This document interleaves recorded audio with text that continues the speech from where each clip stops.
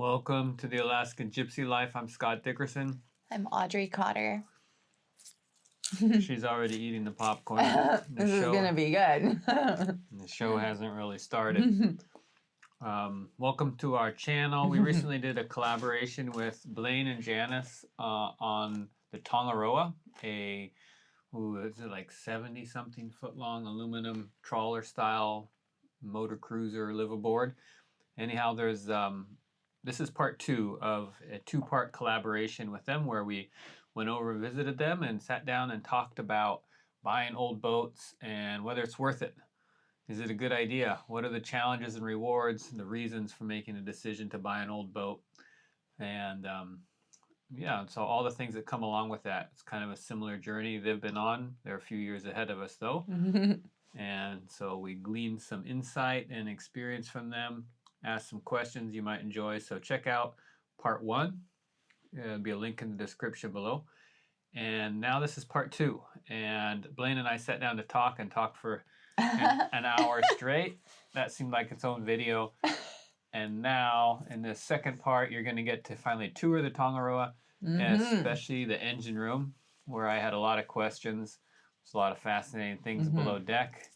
A lot of sort of mad mechanic, scientist, invention and improvisation and adaptation going on in the Tangaroa engine room that I think you'll enjoy if you're into motors, boat motors, truck motors, Cummins engines, custom modifications, and how to make things work on the water. So stick around, check it out if you like, and we'll be here eating popcorn while you enjoy the video. Yeah, and check out their channel and give them a subscribe as they go on their journey. They have 2 channels, an exploring channel, onboard Tangaroa exploring, and then also the never ending sea trial.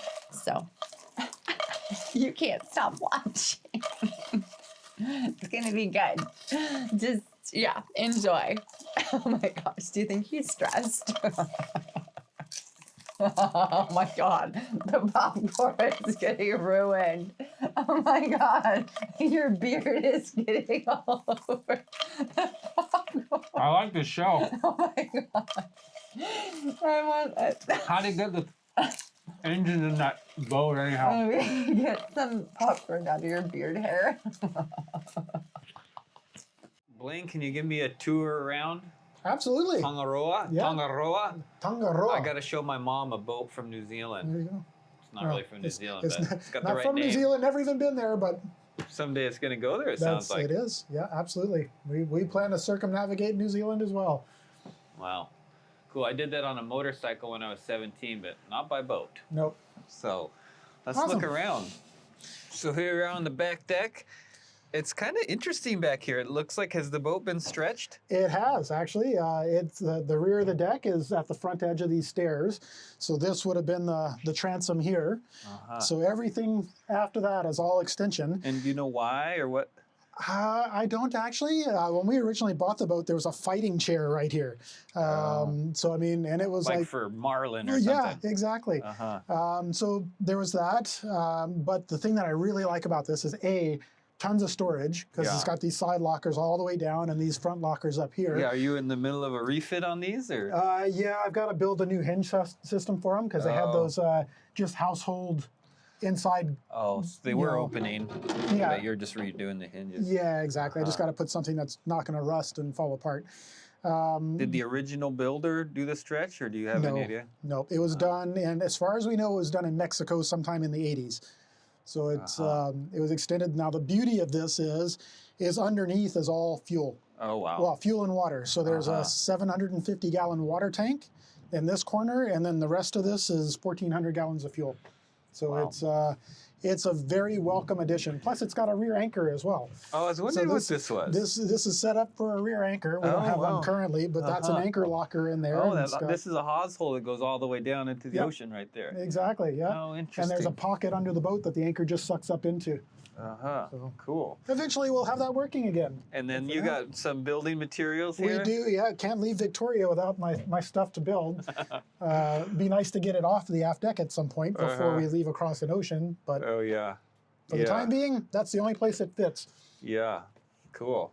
Right on. Well, come on up. Oh, so that's into the stateroom. Yeah, it's not hinges. Oh, wow, but that's right into your stateroom. It is. Start Yeah. now behind Yeah. you guys. Okay. Yeah, that goes right down. That's that door in the back corner. Oh, crazy. Yeah. Okay. So what do you call this area? We call this the upper aft deck, Upper aft deck. the poop deck, if you will. Uh-huh. But this was the one spot that I was telling you that we had to replace. So Oh, the the original decking. wood deck on top of this had moisture under it everywhere. There were holes, like big holes, all over the place. And that was right above your stateroom. it is. Yeah, we would get rained on at night if it rained, because it comes down right here and it would land on the deck and then it would leak through, and that's the head of our bed right there. That gets your attention. Oh yeah, that makes me miserable. And when we pulled the wood deck up and you could lay in bed and it was like a starry night. Cool. With planets. So is this Yeah. like how was everything on here? Have you added a lot? This is just something we threw on before we left. This is eventually going to make it to the engine room as a nice. workbench downstairs. Yeah. But for the time being, it's here because once again, that's the only place it fits. Yeah. This was originally on board. This was a sink and everything inside of here. Oh yeah. Then we've converted it over to a freezer, Oh, cool. deep freezer. Oh nice. So that's and then a little refrigerator there. yeah, a little beer fridge on the side. Wow. But that's we like that portion, Yeah. so we'll keep that. But this was all This is like a back wood deck on a glass house. side. Oh, exactly. Yeah, it's Get it's your great. barbecue, get your beer fridge, chest Yep. freezer. Yeah, it's awesome. We love it here, and we can roll up the windows and put the fire pit back here, and it really heats this place wow. up. So we've I got bet. even in the wintertime, we've got a usable area back here that we can enjoy. Cool. Dive canisters. Yep. Now we've got dive tanks. We've got a dive compressor on board. Oh really? Came with the boat. Oh, not the wow. dive tanks. We had to buy those, but. Uh-huh. The compressor's on board, doesn't currently function, hasn't since we bought the boat. I know a guy who will be able to fix that for you. Well, it's just not wired. Yeah, it's easy. Come on in. And of course, the can crusher. That's a Janis's yeah. must-have. My kids love those things. Drink more. We want to Yeah. crush more cans. They can visit anytime because The stove is really nice. it's been. I mean, for heat, that thing is amazing. Yeah, and dry too, right? Yeah, it dries the space out really dry nicely. heat. Yeah, That's we cool. we Check- do love it for that. Check out this custom TIG welded exhaust system he's got. Yeah. Might as well, we did custom car exhaust at the shop, and that's just the exact same stuff that we would use in one of those. It just made sense. Yeah.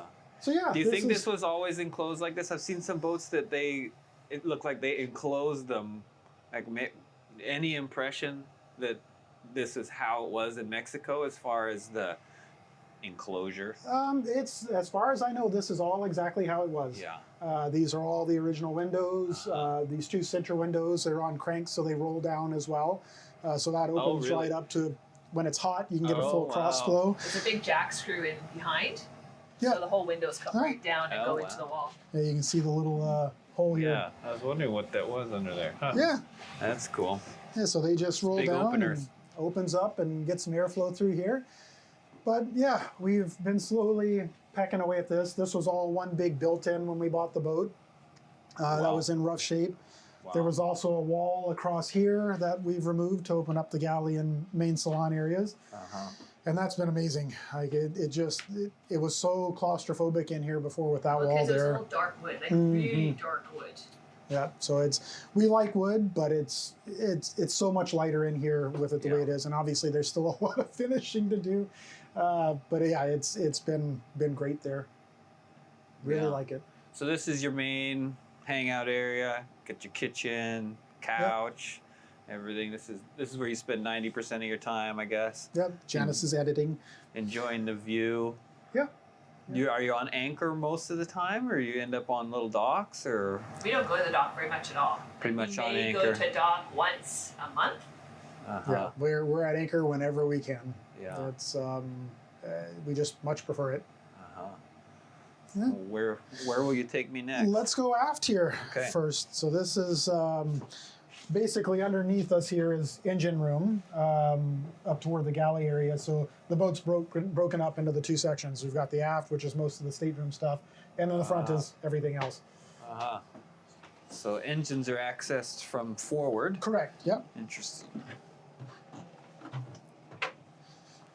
Might as well start aft.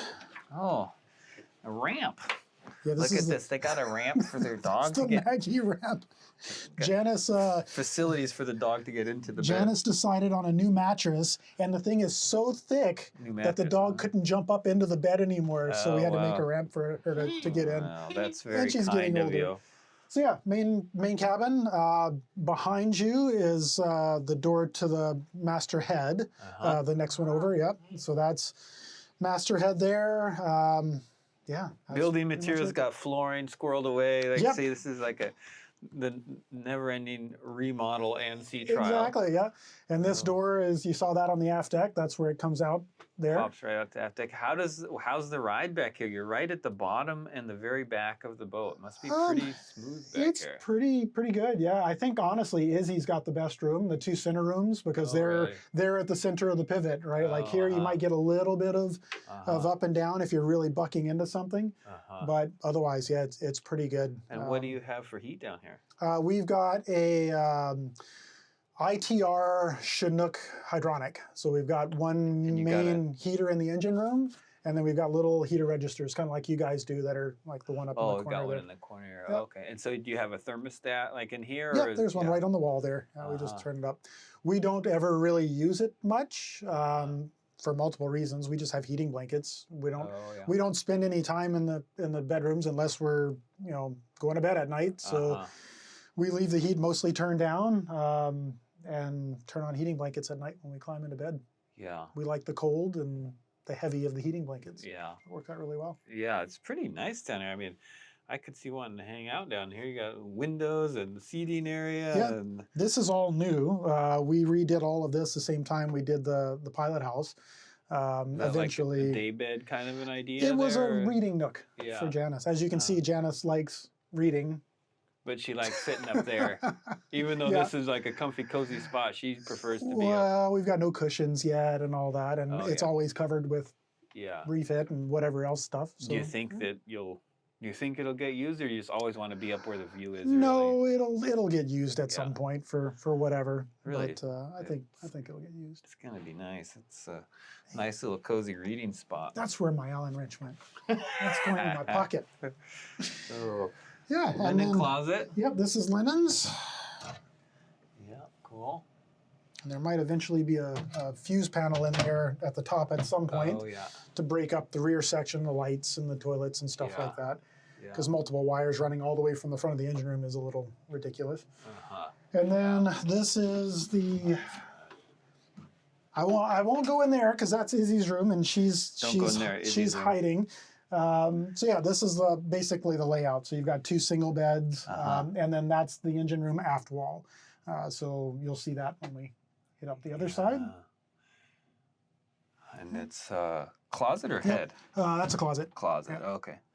Yeah. So you could. This is like kind of a not exactly a crew boat, but definitely Yeah, it's not laid out you for could house a major- lot of people yeah, on here. yeah, exactly. What if it was functioning in a charter capacity?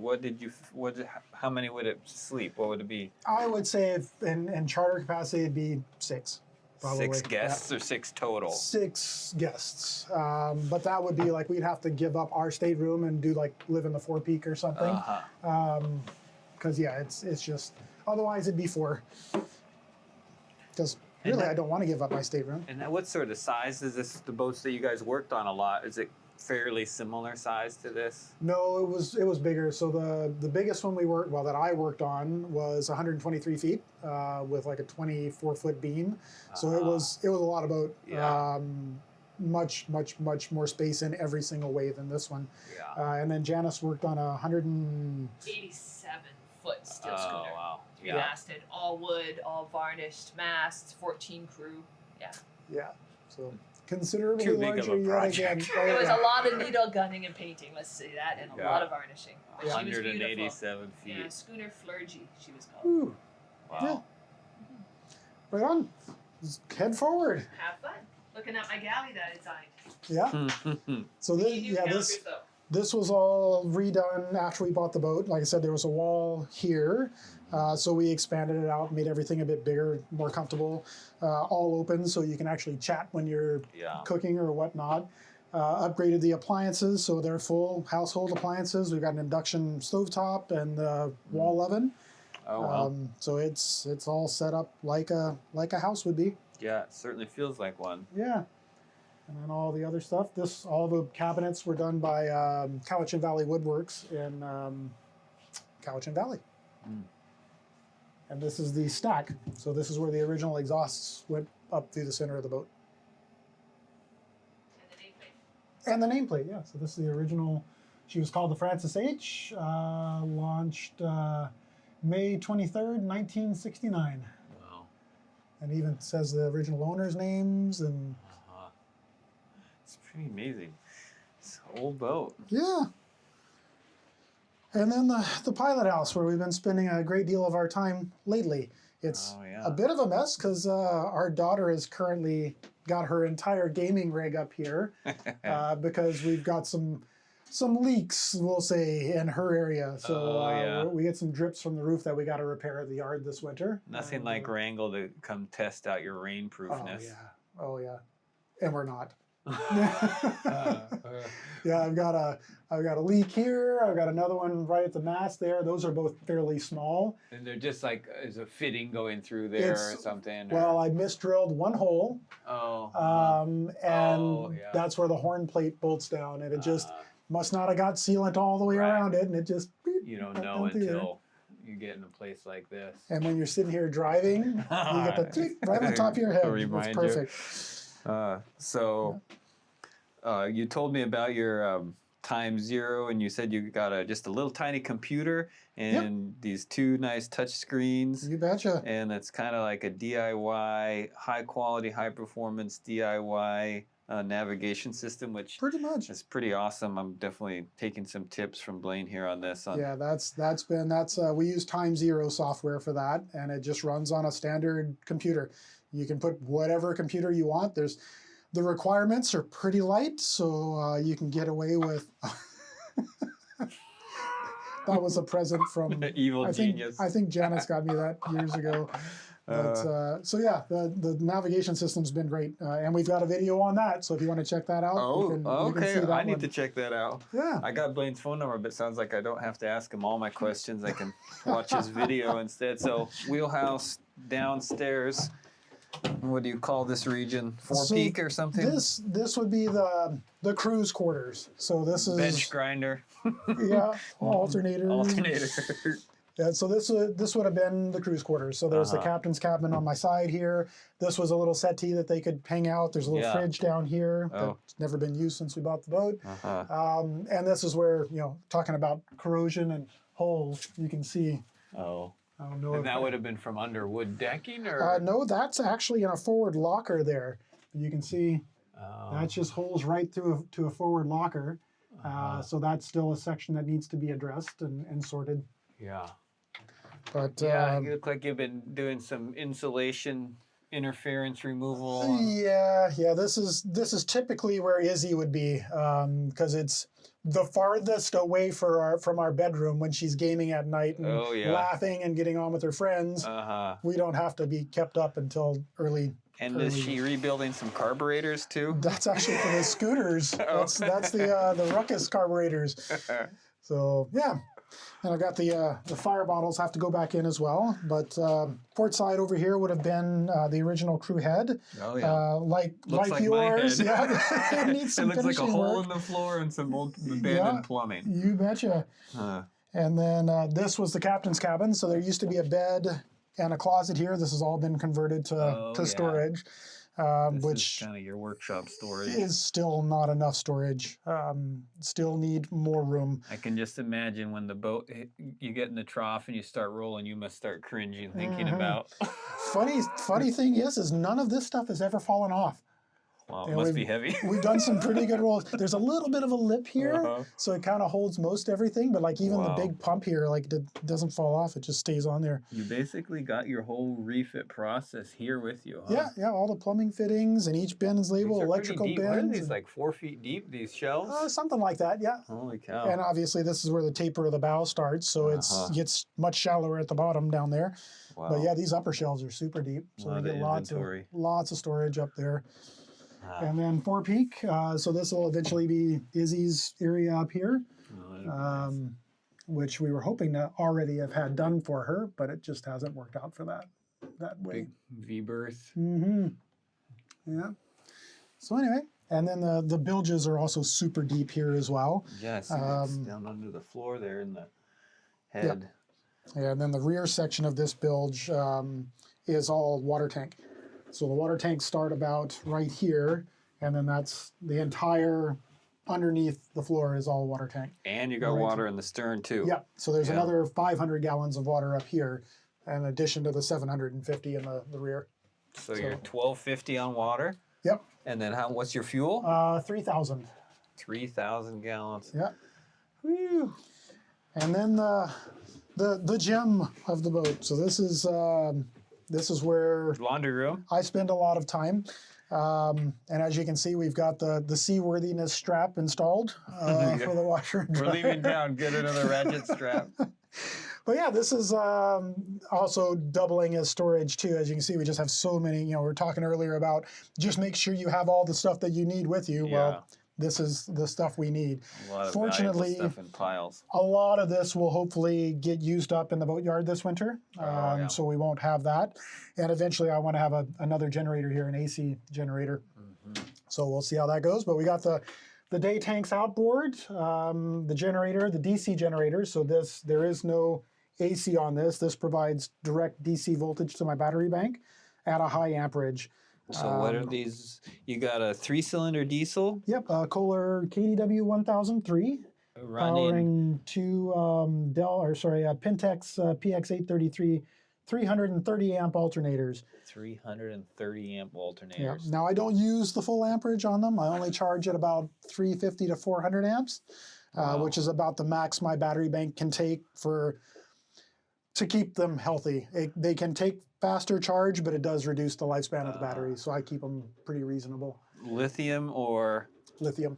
Yeah. are you a fan of the lithium batteries? Love the lithium. Absolutely, Okay. 100%. So Where are they at? it's directly above us under the settee in the main salon. Oh, really? So they're all there. That's all the cables go up under the floor into that battery bank area YouTube there. videos about There are YouTube videos about that as switching well. to lithium and Yep. your experience. I'll You check those betcha. out. So we run, we've got 1,300 amp hours of 24 volt, which works out to be Oh. 30 kilowatt hours of battery. And So why do you run 24 volt? honestly, smaller wiring. I mean, this is all 4-aught as it is running to the inverters, but if we were to have 24 volt, it literally would have to be double the size. Oh, wow. And it's just not really feasible for that. Higher the voltage, the more efficiency you're going to get out of it as well. So it makes sense to run the higher voltages. And then, of course, Hang on a second. I got to take a pause and check in with Audrey, and then we'll get into okay, the yep, engines. sounds good. Yeah. Okay, we're back. The moment you've all been waiting for. How did this guy do it? He took Cummins truck engines out of trucks and put them in his boat. Here you go. There's the man, the And there they dream, are. the vision. So you had 2 Detroit diesel 1271s in here. Yep. You didn't like their fuel economy or lack thereof, Nope. and you wanted to modernize and increase efficiency. And you thought, how can I do this in the most complicated and wonderful way? And time-consuming manner. Yes. Yeah. Yeah, and so what are these nuclear reactors next to your head? These are actually the original mufflers from when the boat was built that the 12V71s went through. And I figured, you know what? If you can quiet down a 12V71, they should do just fine for quieting down a 6.7. Yeah. And they do. They work pretty well. Yeah. But There yeah, you go. see, Dodge Cummins powered. But I mean, first of all, look at this red, what do you call it, the block down there? Yep. Is that anodized? No, that is I guess that'd be- what is it? I'm trying to remember the name. It's a Ford color, and it's all painted. Yeah. Looks beautiful. These engines look beautiful. The mounting on them, it's quite the deal. It's I'm pretty proud of how it all turned out. It's worked really well. Other than a couple little issues originally when we first got them up and running with some hardware and tuning, had some hiccups there that we had to deal with, but we're at, I think, just over 3,000 nautical miles with them now, and they've been pretty much problem-free. So we've been super stoked. I bet they sound wonderful. They definitely do, especially when you put the throttles down on them because they're turboed and you can hear the whistle. So for the engine geeks and nerds, and I'm not a diesel mechanic. I can hack my way through a repair usually with some help. But for those of you who know more what you're looking at, we're going to get Blaine to give us kind of a run through for a guy who knows his diesel engines or Cummins engines, what he's got going on, what's really unique, what major modifications he had to make, in case you're crazy enough. And there's apparently videos about all this on their YouTube channel. So if you're like, man, that's me, I want to do this, he's a resource, and apparently they've shared a lot of the steps in the journey along the way. So here we go. Give us a rundown. What did you have to do? This obviously is not a pickup truck. It's easier to tell you what I didn't have to do. So for starters, they make these engines in marine variants. But you didn't buy one of those. I didn't buy one of those. But the nice part about that is I can get parts that match those. So these engines came out of the trucks. They were completely torn down at my shop. They've been rebuilt with the marine pistons, the marine injectors, marine valves in the cylinder heads. They've been upgraded. And what is so marine pistons, injectors? Why? What's the difference? The marine stuff is typically built a little bit stouter because it's running at high loads for prolonged periods of time. So they have to build the marine ones to be able to handle, 3/4 to 100% throttle for hours. It's not just brief in and outs or you're towing up a hill. So the exhaust valves are Inconel, so they're better for handling heat for prolonged periods of time. The pistons have lower compression. They're stronger for higher loads at longer periods of time. Different camshafts because they're running in different efficiency points on the engines. So there's a lot of differences. Wow. Truck would have come with a variable geometry turbo because it's got to be able to provide power and efficiency in multiple ranges. These come with fixed turbos because they're typically running in one spot for most of their time. So did you, when you set out on this journey, did you basically know I want to target 1,700 RPMs, or was there a kind of known output goal with Absolutely. it all? Fortunately, we had years of working with the Detroit engines, and I knew where they cruised. I knew what their power ratings were. I knew how much fuel that I burned with those at specific ratings. So basically, it's just all math. You figure out from what the actual ratings are in the fuel burn charts that you can get for the engines, and you can convert that over to the same on the Cummins engines. So I knew that I needed to switch from a 2-to-1 transmission to a 3-to-1 transmission because of the different torque specs of these engines. They rev, 30% higher, but they make 30% less torque than what the Cummins did. So you just put in a 3-to-1 transmission, and now you've equalized everything again. So these make at the shaft as much torque as what the Detroits made, and as much horsepower as what the Detroits were using.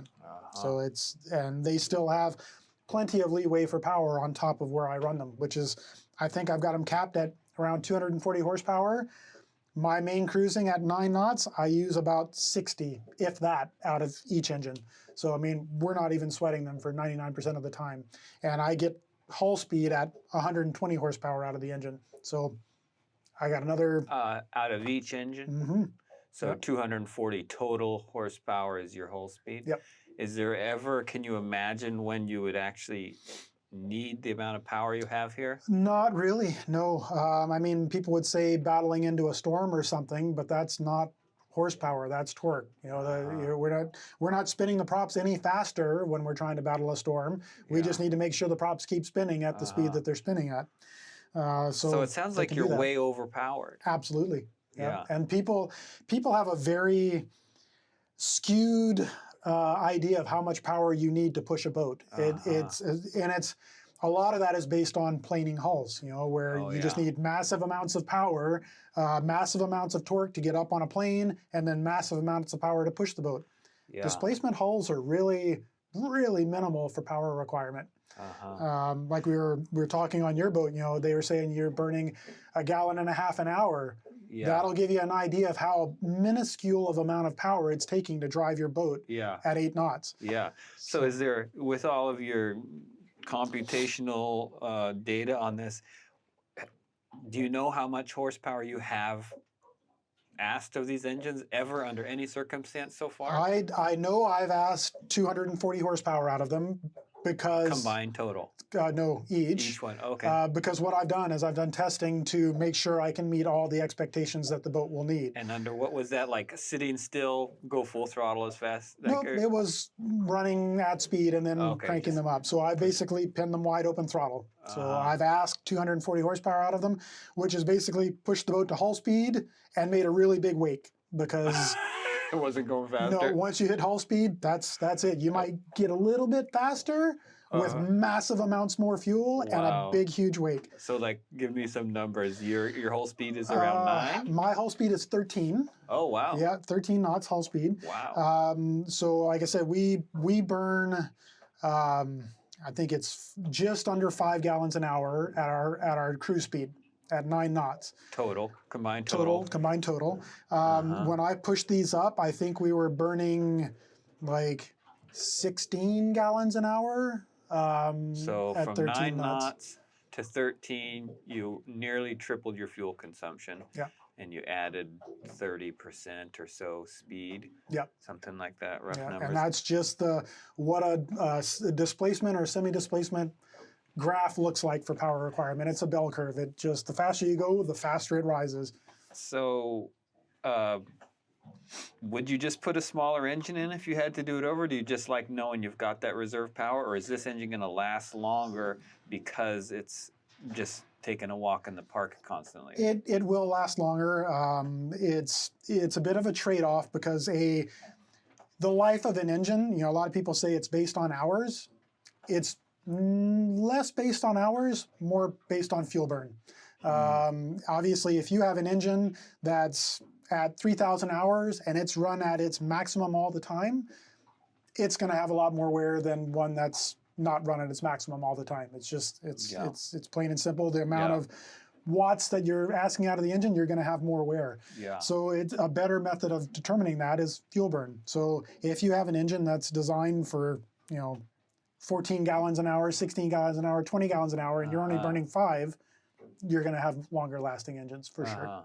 So even though you're overpowered, there's still significant advantage to it. And do you think you could increase your efficiency substantially? Yes. Yeah. I'm definitely not running these engines where they could be at their peak efficiency. And there are definitely gains to be had from that. Some people will run their engines and prop their engines on a lot of the trawlers and long-range cruisers where they do sit in peak efficiency areas. Which would be Higher load. That's right. Than what you're doing. Mm-hmm. Okay. However, under heavier circumstances, that can lead to an overload condition on the engine because they're basing that all around one operational point, not the full range. Yeah. It's interesting. So it's a balance. You really got to play around with it to get it right. Now, these are efficient enough where we've cut our fuel burn in half from the original Detroits, but there's still room for improvement. Yeah. So it's interesting, you know, hearing all these things Blaine's saying about this. It kind of, I've heard of people putting electric motors, and I think a lot of the big ships are run, my understanding is a lot of the huge ships are run with electric motors, and I can see how that tuning an electric motor is a lot easier than changing the number of cylinders you might have in your diesel engine. So absolutely. What do you think about that, Blaine? You've obviously thought a lot about efficiency. Oh yeah, I mean, people that have watched our channel, I mean, I've talked about this from the beginning, and this is something. When we bought the boat, my mind immediately goes to how can I upgrade? Like even before we decided to get rid of the Detroits, I was already looking at every possible option of what could happen. Yeah. And yeah, there are benefits to going with electric for sure. I mean, you've got torque from 0 RPM, full torque. You know, where a diesel engine, you know, it's not making torque until it's higher in the RPM range than zero. I mean, they make Yeah. torque down low, but not like an electric motor. Yeah. Electric motors themselves are infinitely reliable and safe. I mean, they just don't fail. I mean, that electric motor has got a much greater chance of surviving than a diesel in any situation whatsoever. There are controls that are involved with that maybe have a little bit more chance, but these days they've got that nailed down pretty well. Yeah, it's definitely a viable option, and there are lots of ways to do it, depending on the goals that you're after, and that's always something that I have in my mind. So, if you did to another diesel engine, are you like this is good, or are you thinking, man, I wish I would have done this engine or something? What you've learned at this point? From what I've done with this, I'm 100% happy with the choice of engine. These are great. They're modern. They're a common rail engine, so they're quiet. They're smooth due to the fact that they're an inline six. They're naturally balanced well. They make gobs of power, like especially with a 3-to-1 transmission. There's always torque available when I need it. There's never been a time where they're not responsive and work well. There might be a infinitesimal amount of response difference between the Detroits and these, because the Detroits are 2 strokes and they're 14 liter, so they're incredibly responsive on throttle. These, there's a little bit more of a lag there, but honestly, you don't ever need it. Like they work phenomenally. Yeah. So give me a little bit, that's a lot of good general info. So show me some basics on like, what do we got in this box here? Point out some parts for folks like me who, what's this? And what do we have over here? And just a few little things. What's this guy down here? Probably the most important thing when you're putting, like what I did, a truck engine into a boat, is you have to marinize it. I mean, you have to be able to make it, because obviously I'm not going to put a radiator in here and a fan, because that's going to generate a lot of heat in the engine room, and it's going to not work efficiently because it's not going to have frontal airflow, blah, blah, blah, blah, blah. So heat exchangers, that's the first and foremost. You got to have a heat exchanger, because that's your radiator in a boat. And then to run a heat exchanger, you've got to have a pump to pump salt water through, which is these guys here. And those are the original 12V71 raw water pumps that I've repurposed to feed these engines. And that actually runs off of a belt configuration that's very similar to the way that the Cummins QSB marine engines would run. Now you might comment that it's on the motor mount, so it would move separate of the engine. It's not. The engine's actually hard fixed to the motor mount. The motor mounts are actually, soft mounts are outboard of that. So that's all fixed together, so there's no movement, and you relative movement. So one heat exchanger, basically you have two of essentially the exact same thing. They don't really share, no parts are shared between them. Nope. So everything is mirrored over here. And so there's your raw water pump, heat exchanger unit, and this looks like some serious custom action here. What do we got going on there? So this was a bit of an experiment that ended up actually working really well. Normally on a QSB marine engine, you would have a seawater cooled aftercooler, which means when you have all that hot pressurized air coming out of your turbocharger, you have great benefits to cool that off before it gets to the engine. It increases air density, it reduces thermal loading on the engine, so they put right here a seawater cooled aftercooler. So the same seawater that cools your heat exchanger flows through that first, and what it does is it super cools the air coming from the turbocharger to the engine. The downside of that is you now have a seawater cooled aftercooler, and it requires maintenance. And if you should get behind on that maintenance, you could potentially catastrophically fail an engine. So I neither wanted the maintenance headache of dealing with the seawater aftercooler, nor the potential for catastrophic failure. So I ran with an air-to-air intercooler. And not only that, I had them. These are actually the intercooler cores that were on my Pantera when I had the original engine in it years ago. So basically what I did is I just refabricated the end tanks, and I run an air-to-air. I've got some temporary outlet ducting in to get the air outside of the engine room, but these are the actual engine room circulation fans, and as you can see, they're pretty honking big. And I'll turn one on here. So this is what feeds all the air through the intercooler cores, and it moves a lot of air. And so before you start up, you come down here and turn these on? Yep. that's just one of them running That's right now. one. I mean, you can feel the. Oh wow, that thing's sucking some air in there. Oh yeah. So that's basically a radiator. It is. It's an air-cooled radiator. It's But cooling air. For air. Yep. Air cooling air. Exactly. To feed cool air into these engines. And you just got one. It's mirrored on both sides. Yeah, you betcha. And they've got some beautiful, looks like aluminum TIG welded pipe work for it. You betcha. And it was experimental, like I said, but it works. They've been great. My charge temps are, they're not obviously going to work as well as a seawater cooled unit, but for what the engine wants, they're awesome. It keeps it right around 85 to 95 degree Fahrenheit temperature, so super cool for what the engine wants, and there's no maintenance. And is that's creating a negative air pressure inside the engine room? That's You're right. moving So a lot of air out of the engine room. It does double duty. Yep, it keeps the engine room cool and it keeps the charge air cool to the engines. And like I said, it has worked better than I thought it would. Have you thought at all about using that to heat the wheelhouse or the salon at all? Yeah, the thought has crossed my mind, but no, it was a fleeting thought because I mean you're never really wanting to suck engine room air out, and right now I don't have the PCV lines connected, so you do get a little bit of oil vapor smell in here. So that's not really something that Janis would be super impressed having in the engine or the main salon. Yeah, so let's talk about the electronics. Yeah, so these are actually running non-Cummins control units. So these are a Balder DID1 ECU, and these are completely laptop programmable and real-time programmable. So I could, while we're driving with these engines, have my laptop out making changes to the operational parameters in real time. And I have. I've driven with these. I've changed rail pressure around on them and I've seen efficiency benefits by altering those things. So yeah, it's just a simple way of giving me control that I need, because these engines, being they're not an OEM marine engine, I can't use an OEM marine ECU running an OEM tune, because there are things that are different about this that require tuning specifically related to those items. So works out really well. Gives me flexibility for controls that I'm using to run the engines.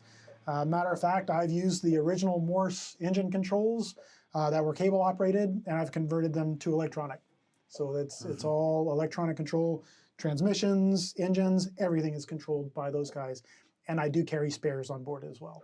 And where does that conversion to electronic happen? In the wheelhouse or down here? Up in the wheelhouse. So these the black cables that go down into my my reinforcement beams there, that's the actual throttle control cables there. These are my temporary gauge communications cables. So this is like speaker wire running your engine? No, it's better than that. Yeah. It's proper signal wiring. It's all shielded wire that runs up there. So it's done as it should, and this is the one going to the other side for now. Wow. So is obviously this whole thing fits you and your personality, your skill set, your history, your background. What you can buy essentially this engine ready to plug into a boat. Yes. What sort of benefits do you see with this, other than you were able to presumably save considerable amount? We call it saving money. Back to sweat equity. When you donate endless hours of your skill and expertise to make your dreams a reality. But so, regardless of that, I mean, it seems like what you have here is something that you have a lot of insight and control over, ability to tune, and you don't have to get on the phone with the mechanics. You basically really, that's right. You know what you got here, and you know how to adjust it. And I actually briefly touched on this in our videos. Is I know everything about these engines now. I have literally been through every aspect of these, every nut bolt that you see on here. I have done. So I, for starters, know these inside and out. So anything that should happen to these engines, I am much better able to figure out where that problem is. Not only that, the ECUs that I'm using, being they're giving me full control, it's not just the control. I have full diagnostic capability. I can see every bit of data that's coming out of this engine back into those. So that also helps me diagnose if I have a problem with them. If I have an issue where I have a sensor failure, either in my controls up top or any of the sensors here, I have the capability, if we're at sea and I can't get a part for it, I can bypass sensors by the laptop. That's the dream right there, huh? Rather than rather than being stuck with, say, the Marine QSB units from the OEM, where it goes into limp mode if you have a problem, and there's nothing you can do until you get back to shore and get a Cummins mechanic out, I can actually go in and I can work around that specific sensor because I have the knowledge to know what sensors I can bypass, how I can bypass them safely. So it opens up a lot more diagnostic and repair capability for a boat that's traveling around the world, where I might not have access to mechanics that are specifically set up for those engines. Yeah, is it, in the end, are the parts, since you have all this knowledge and access to the information, are the parts more available to you? Like, can you use, non-Cummins parts easier? Absolutely, yeah. So you, like, if you're in Japan and you lose a sensor and there's not a Cummins warehouse nearby, you could probably use something from Isuzu or whatever. Yep. And some things I do, like I've got exhaust pressure sensors. These weren't even on these engines. Actually, I think they did have a pressure sensor on them, but these are an aftermarket stainless steel bodied one. The oil temp sensors are aftermarket from the automotive world that are super available anywhere and technically better. Same with the oil pressure sensors, or stainless steel, higher quality sensors than what the OEM would have supplied with these. So not only can I get them easier, and probably not even for more money, they're better in quality in every way. So yeah, it's a lot more availability there. And the fact that they're out of a truck, I can go into AutoZone and I can get almost anything for these, so it really makes life much easier. And as far as, guys talk about how the Detroits are so simple, these are infinitely simpler than a Detroit. The electronics is the only thing complicated on these engines. Everything else, dead simple. Easy to get into covers. Like I did an oil pump on this in like an hour and a half, 2 hours. It's easy to access, easy to get to, easy to change. There's nothing in the pan short of a pickup tube and the main bearings. Everything else is accessible from the outsides of the engine. So it just, everything is easy with these. That's awesome. They take less fuel, they take less oil. It's just amazing. Yeah, love them. So I had a comment on our YouTube channel. Someone said, I see you got a Cummins engine in your boat. I love that engine so much, I'd marry it one if I could.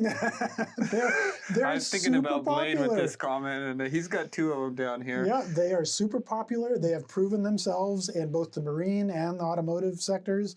Like, you can hate on them all you want, but the data doesn't support your hate. Like, they are there and they have worked well.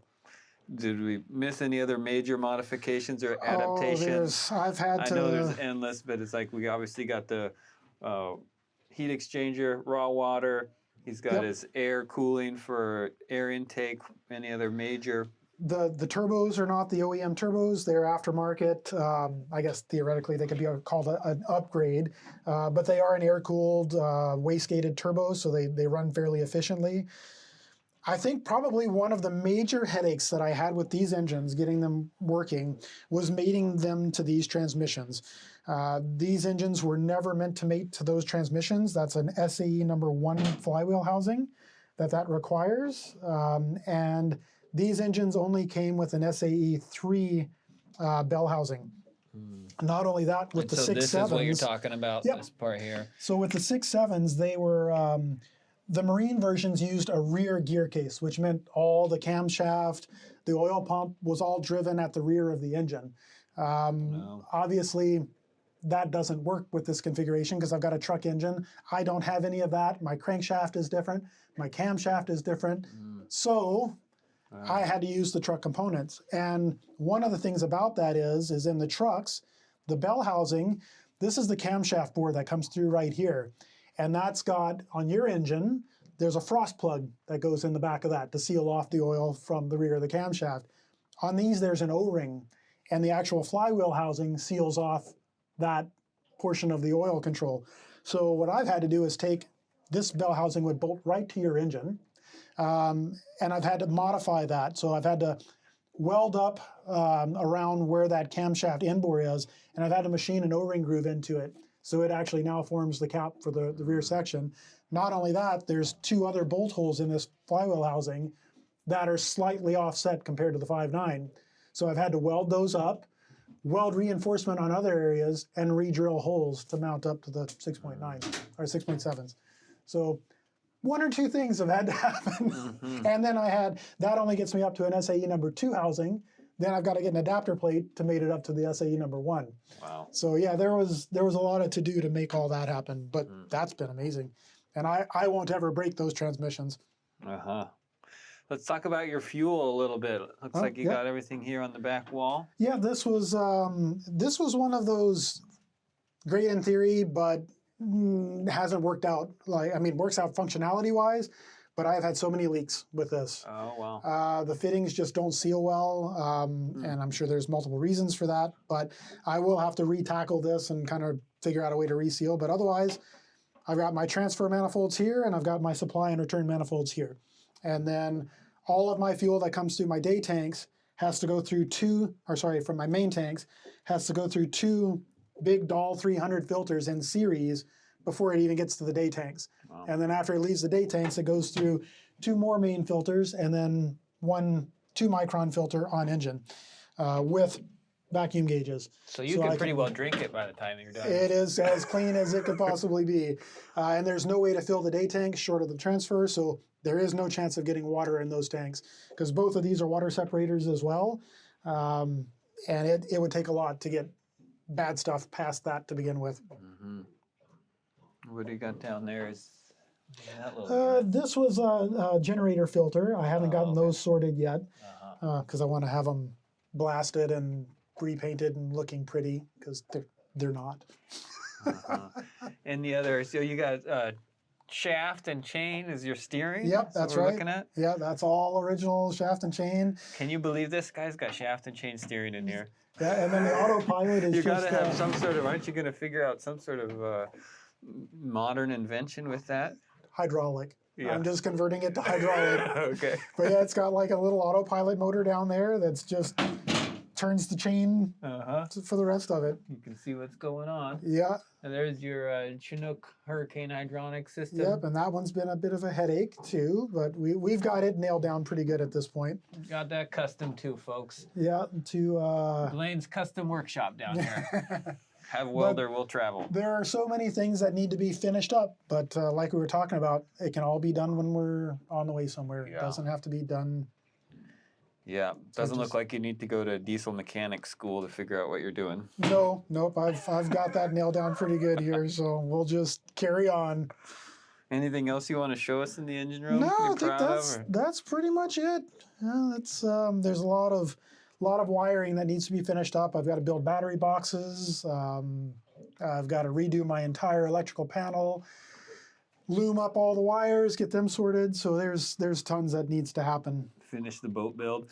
What do you got going? 2 8D batteries over there? That's the starting batteries right now. So that's it runs funny enough on these engines. They're a 12-volt engine run voltage. So ECUs and all the sensors on the engines all run on 12 volt, but the starters are 24 volt.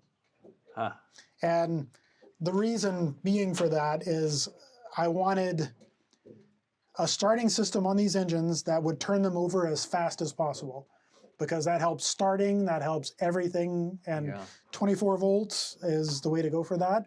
They do make 24 volt, 12 volt starting relays, so I could use a 12 volt bank that parallels the batteries for start, just for the starter, but has everything else run off of 12. Oh, wow. But one of those things I just haven't gotten to yet.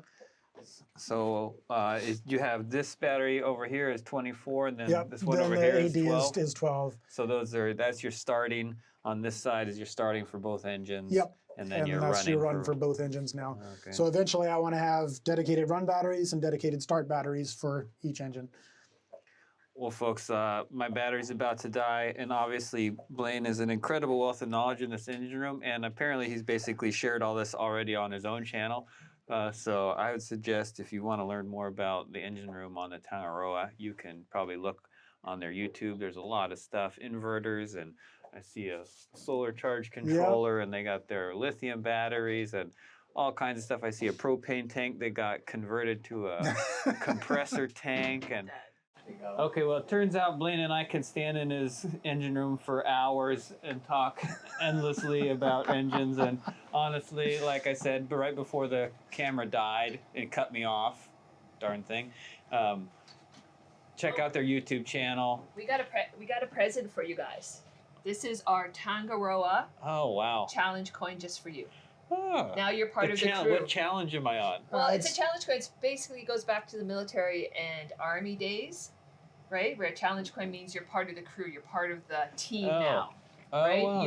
You're. What is so? This it's not a specific challenge, just like the whole lifestyle. The history of the challenge coin, though, is if we all go to a bar and we meet up with you and you're not carrying the challenge coin and we challenge you with our challenge coin, then you're buying. But if you pull it out and say, yes, I have a challenge coin, then we're buying. That goes way back in the old days. But you're just a member of an elusive Tangaroa crew now that you've been on board. That's cool. So there you go. You have a Tangaroa challenge coin. We don't have a Gypsy one for you yet, Makes but a we great got a lot fidget to spinner learn. too. Makes a great what? A fidget spinner too. Yeah, the middle spins. Oh, really? Cool. Oh, thank you. No, Oh, you're guys, welcome. thanks so much for coming on board. Yeah, appreciate it. Yeah, it's been fun. A lot of fun. Thank you for the tour. Thank you for the hospitality and the inspiration. Basically, these folks have been doing what we're moving towards doing for years, and so it's pretty amazing just to see the distance you've come. And it's nice meeting like people. yeah, babies. We're babies over here. You saying we're old? No, Hey, wait. inexperience and wisdom. Yes. Yes. Well, you're welcome on board anytime. Come see us in Japan. Oh, wow. Or New Zealand. That would be fun, actually, to come join us in New Zealand. I'm thinking about getting out of the shipyard. Okay. I want to get off the focus, concrete. Focus on I want to get the boat in the water. baby steps. Focus on the first yeah. That's a good plan. Achievable goals. Do let us know when you'll be in New Zealand. Oh yes. Yes, absolutely. Right on.